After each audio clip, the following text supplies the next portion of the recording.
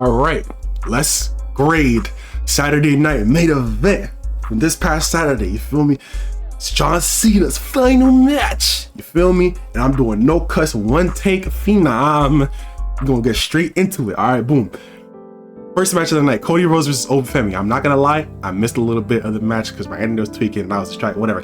But I got the gist of it. I got most of it, and I will say maybe like half of it. But I will say I'll give it like a C+. It was good combat. It was starting to heat up a little bit, and then Drew McIntyre came in and ruined it. Gave it a DQ'd it.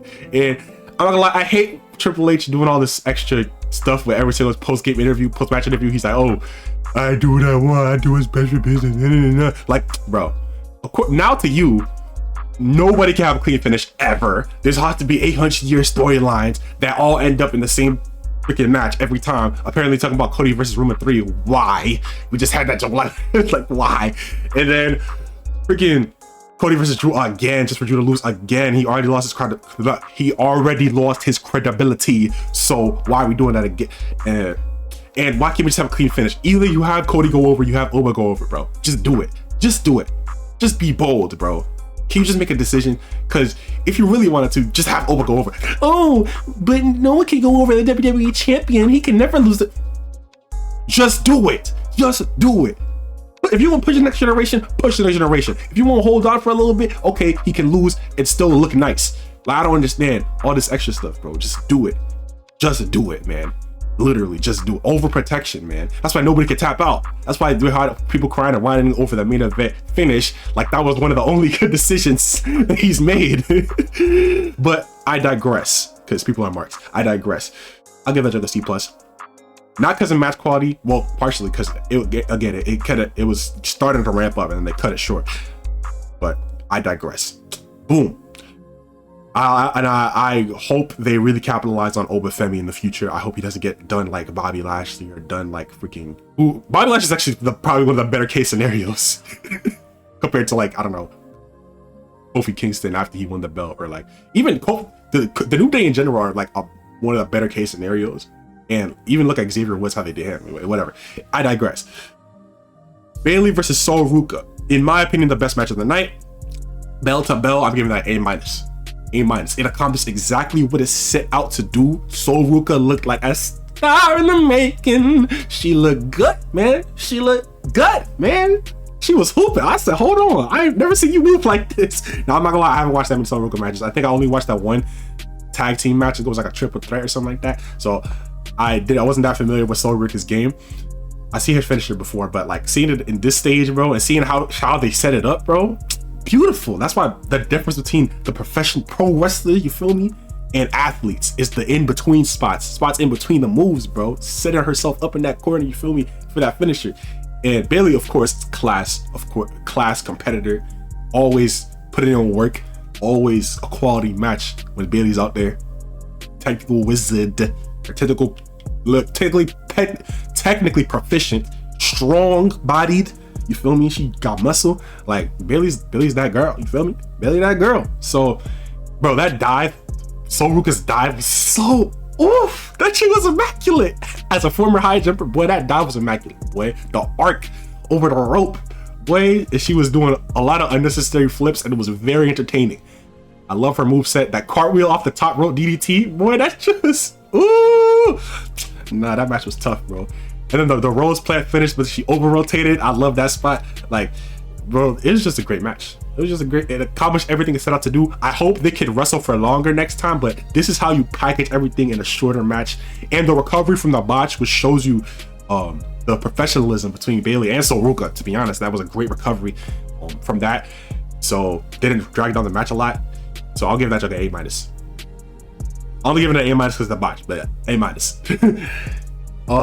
Next match of the night. Oh yeah, AJ Styles Dragon Lee versus Leon Slater and Javon Evans. I'll give that jump B+. B+.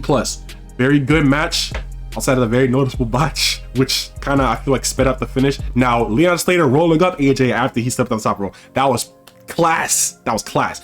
And then the finish, still good finish. All the counters, all that freaking athletic maneuvers. My boy AJ getting his combos in. Come on now. Like everything. Leon Slater was tough. I ain't gonna lie. He was tough.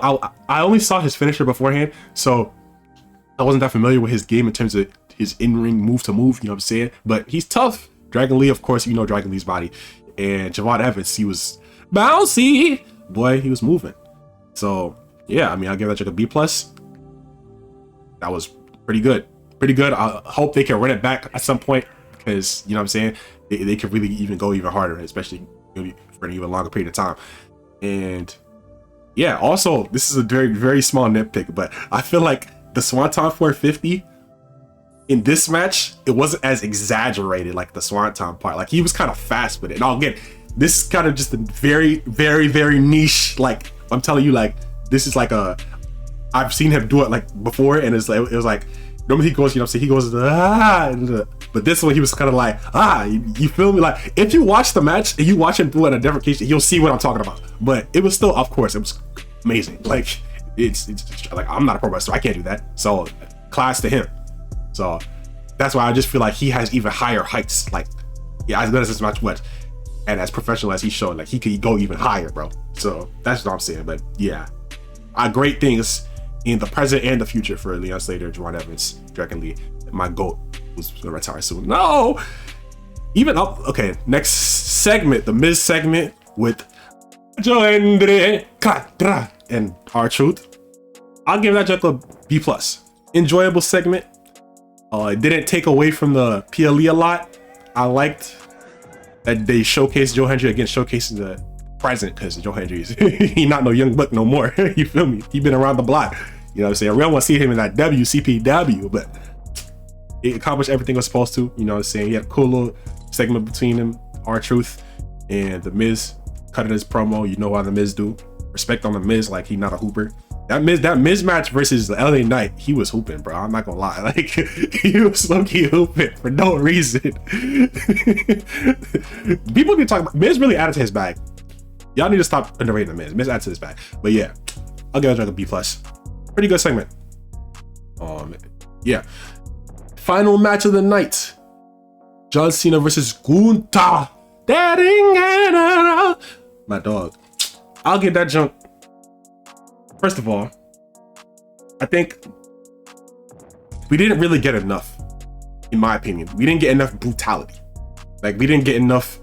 Like yes, we got the several lariats, but I feel like we didn't get a lot of like when we powerbomb on a barricade, or like we didn't get like a, you know what I'm saying? He's doing a sleeper, he goes down to the sleeper, Cena gets back up, counters it, boom, going to the Boston Crab. You feel me? Like on some Ilya timing or on some Pete. Like I feel like he didn't really get deep into that bag as much. You feel me? But you still have people, ignorant people. I'm not even gonna talk about what ignorant people say about Gunther because it's actually disgusting. But yeah, like I feel like he could have gone even deeper in the bag. And but Cena, you know, he went to the greatest hits. I liked on the second 5-knuckle shuffle where Gunther was like, I seen that, bro. You got me the first time, but I seen that already now. But still, like a good Cena match, decent Gunther match. And the ending, we're gonna talk about the ending. At first, I was like, damn, they really made him tap. That kind of goes against the never give up thing. I really thought he was gonna just pass out. But then I thought about it for 2 seconds and I was like, you know what? It makes sense. Now, I still think it could have been executed better. I think there could have been more brutality. I think the smile wasn't super well received. I think, you know, there's some other things they could have done. But again, they did do the several him going to the sleeper cannot escape. Like, I just think there should have been a little bit more before that and some more variety in the submissions also. But still, like, I think he just said, I'm finished, bro. Like, it's over. It's done. Wraps. And you know, he was going on his own terms. He was like, you know what? It's my time to go, bro. Like, I could try to keep fighting, but I know the result. It's over. So, yeah, it was actually very poetic. Like, I know people hate the word poetic in this situation. They're like, we need a fairy tale ending. But we think about it for 3 seconds, deep it.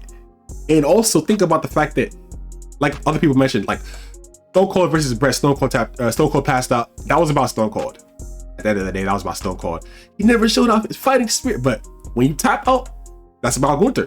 Now, at the end of the day, Gunther finna have crazy heat. Gunther was not finna have no type of real crazy heat, just beating John Cena like everyone expected him to. But beating him in a tap, yes, Triple H gets a lot of heat because people didn't want to see him tap, but Gunther finna have crazy heat.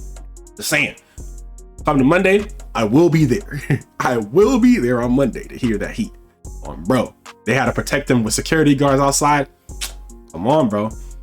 This is real heel heat. People talking about, oh, Gunther doesn't get the ratings and the these move merch. I'm like, okay, do you make profits off the merch? Why are you pocket watching WWE? Are you crazy? This is pocket watching a $1 billion company, first of all. Second of all, heel shouldn't move merch. Every heel got to be a cool heel. Again, another problem with freaking Triple H booking, besides all the 800-year storytelling, which there is, again, also, this is just a rant.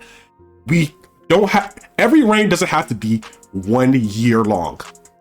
200, 300 days long, 6 months long. At the same time, every reign doesn't have to be 1 month long. Every reign doesn't have to be 1 day, hot potato, like Attitude Era, or like earlier 2010s WWE, where it was a hot potato, like there is a happy medium. You can have all of these things. You can have 1 year reigns, you can have hot potato reigns, you can have 2 month, 3 month reign. Like there's in between, like we can have variety, gang. We can have variety. It's not a one or the other binary, like we can have variety, bro. Like come on.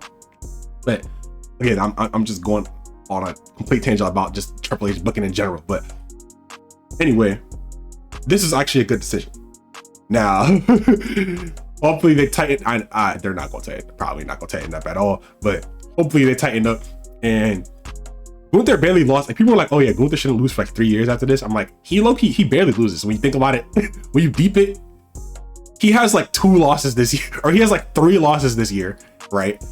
Gunther for the title, Jay for the title, and people hate that he tapped. And then I'm pretty sure that's it. Oh yeah, and Cody, I guess, which he shouldn't have lost to Cody again, but whatever, that didn't really affect him. And then they're talking about he went tooth and nail with Pat McAfee, like he wasn't trolling 90% of the match, even after Pat McAfee got his offense. He was literally trolling 90% of the match, and that was the whole story of the match. But I wouldn't expect freaking TikTok generation to understand, or you know, marks to understand. Like it's okay to not like Gunther, but we don't have to lie. I hate when people lie or are intellectually dishonest. But anyway, with all that being said, the grade I will give this match is a B. It was a decent match, a good executed match. I liked that concept behind the finish, but I think some things could have been executed better. So I'll give it a B. But the finish, I support it. You're to hear first. So overall grade for the PLE, I'll give it a B. I'll give it a B solid. Now, granted, I have not watched Survivor Series or the other one. I forgot, Russapalooza. Still haven't seen the EO versus 70 Carry match. I'm about to watch it right after. I just seen Samuel versus Ilya recently. I haven't been that tapped in with the product. I didn't even know Gunther got his old music back, which was glorious to hear. Symphony number 9 while everyone was crying. So, yeah. Bye. Ooh.